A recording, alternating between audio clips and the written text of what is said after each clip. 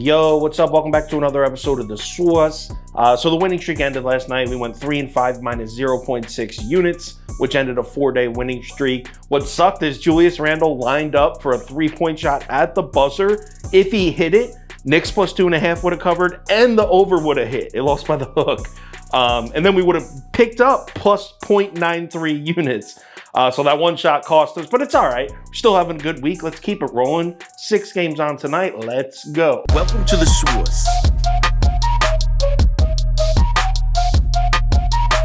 The Source. Source.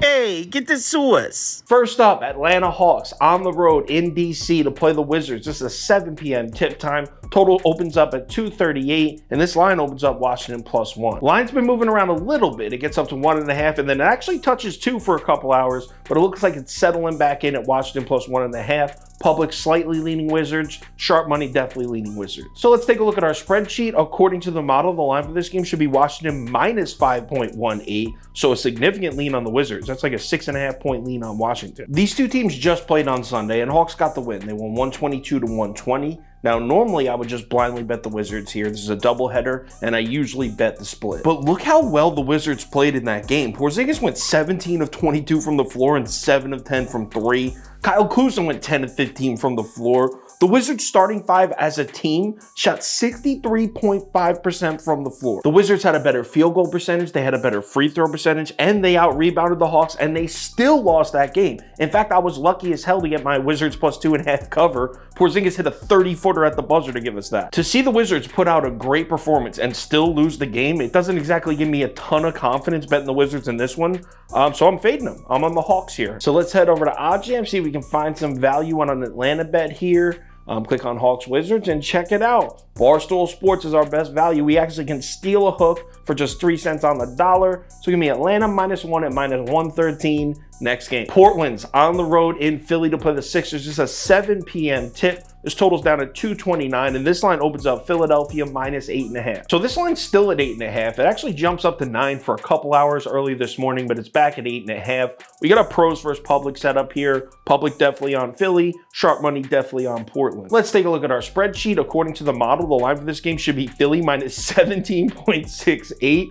Wow, huge lean on the Sixers there. It's a 9-point lead. Nurkic is back in the lineup for Portland. Actually came back last game. Now, if this was last season, I would say that's huge for the Blazers. In this matchup, his defense on there against Embiid. But the thing is, Nurkic has been having problems this season. He's just so slow with his footwork on defense, and Embiid is so quick and explosive with his offensive moves.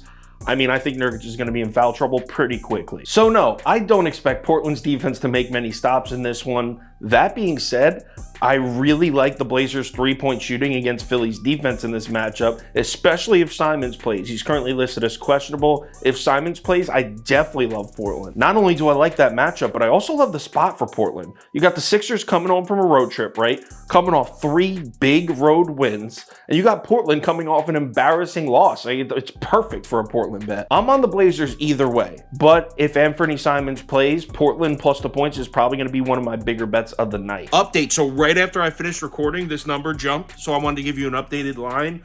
You can see here on OddsJam, you can actually get Portland plus 9.5 now at minus 114 on Barstool. So we're making a couple bets on Barstool.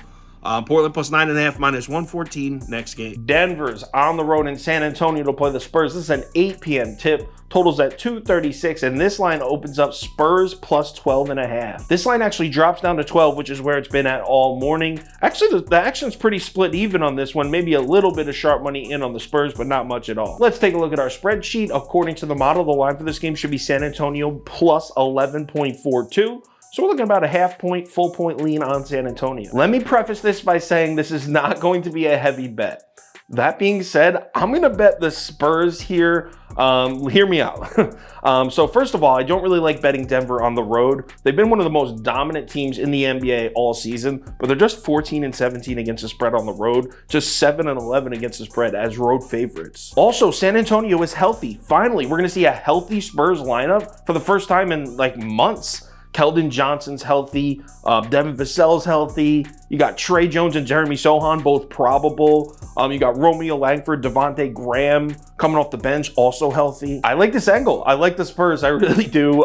That being said, I realize it's kind of insane to bet the worst team in the NBA to cover against the best team in the NBA. I get it. It sounds crazy. So it won't be a huge bet, like I said. Update, we got another number that moved after I finished recording, so I wanted to give an updated line. Our best value is Spurs plus 13. You can get that at minus 110 on FanDuel and Caesars. So San Antonio plus 13, FanDuel, or Caesars minus 110 next game. Cleveland Cavs on the road in Miami to play the Heat. Another 8 p.m. start. Totals all the way down to 214. Low total for recent NBA action. And this line opens up Miami plus 1.5. Public is heavy on the Cavs here. Both the tickets and money leaning Cavs.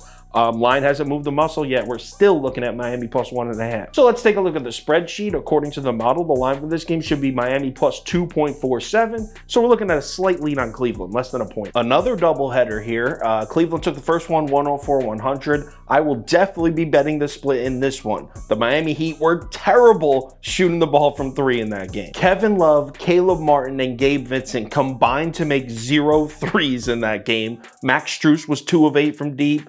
Victor Oladipo was 2 of 8 from deep. Cleveland's defensive strength is protecting the basket, not defending the three. In fact, the Cavs have been pretty vulnerable to the outside shot. It was just a bad shooting night for Miami. It happens. And the Heat still almost won the game. They lost by 4. Keep in mind, the Cavs have not been a good road team all season. They're just 14-19 on the road. They've only won back-to-back road games 4 times this entire season. Both of these teams are healthy. I just don't see the Heat losing back-to-back home games to the Cavs, especially at this point in the season when they really need W's. So let's head over to OddsJam, try and steal some value. We click on Cavs Heat, and check this out. We're getting Miami plus 2 here on Fox Bet. Yeah, we're going to have to pay a minus 118 price for it, but that's still a significant boost in positive EV. So give me Miami plus 2 at minus 118 on Fox Bet. Next game. Update, Darius Garland now questionable for Cleveland. Obviously, that makes me like Miami more, but I'm a little worried what the line's going to do. If I had to guess, it'll probably move to close to a pick'em. Also, Prop Beaver has a prop for this game he wants to share. Speak. What's up, guys? We're going Evan Mobley over 2.5 assists. He's cashed in all 6. All right, cool. games. Evan Mobley over 2.5. You don't get that kind of airtime, bro. Evan Mobley over 2.5 assists. Brooklyn Nets on the road in Minnesota to play the T-Wolves. This is an 8 p.m. start. This total opens up at 228.5, and this line opens up Minnesota minus 4.5. This line actually moves up to 5 for a couple hours early, but then drops back down to 4.5. Public's actually split even on this one. Public's liking Brooklyn right now, and I understand why. Sharp money definitely on Minnesota though. So let's take a look at the spreadsheet. According to the model, the line for this game should be Minnesota minus 10.25. So we're looking at a solid 6-point lean on the T-Wolves. Yo, Brooklyn needs to stop covering numbers because it's killing me. They came back to cover last night against the Bucks. Before that, they had won 3 straight. So the Nets currently are 4-0 against the spread in their last 4. But tonight, that bullshit gets put to rest because Minnesota's been playing really well recently, and they're coming off a bad loss to Philly. I know Brooklyn's bringing their guys back well rested. Cam Johnson, Dinwiddie, Nick Claxton, and Royce O'Neal all sat last night. They're all back playing tonight. And offensively, I could definitely see the Nets putting up a number in this game. Minnesota's strength defensively is protecting the rim. Against a 3-ball, they're just average. The Nets are a pretty good outside shooting team. But I do not like the matchup in the front court for Brooklyn here. Can Nick Claxton play with Rudy Gobert? Yeah, probably. I mean, Gobert's got 3 inches on him, but we've seen Claxton play well with the size disadvantage plenty of times this year. What worries me is Kyle Anderson and Naz Reid, because Nick Claxton is basically all the Nets have as far as bigs. Minnesota has multiple guys they can put in to control the paint. So let's hop over to OddsJam, see if we can find some value on a Minnesota bet. And check this out. It looks like if we like Brooklyn, we could steal a half a point here on Caesars. Unfortunately, we're on Minnesota, where the best value we're going to get is on Barstool Sportsbook. We can get it at minus 109. Just 1 cent on the dollar, but hey, that shit adds up. Gave you Minnesota minus 4.5 at minus 109 on Barstool. Next game. Last game of the night, Toronto Raps on the road in LA to play the Lakers. This is a 10:30 p.m. start. Totals down at 224, and this line opens up Lakers minus 1. Public is definitely on the Lakers here, but the money's a little closer to even, so that means there is some sharp action in on Toronto. This line's moved 2.5 points. The Lakers are now actually catching a 1.5. So let's take a look at our spreadsheet. According to the model, the line for this game should be Lakers minus 9.76.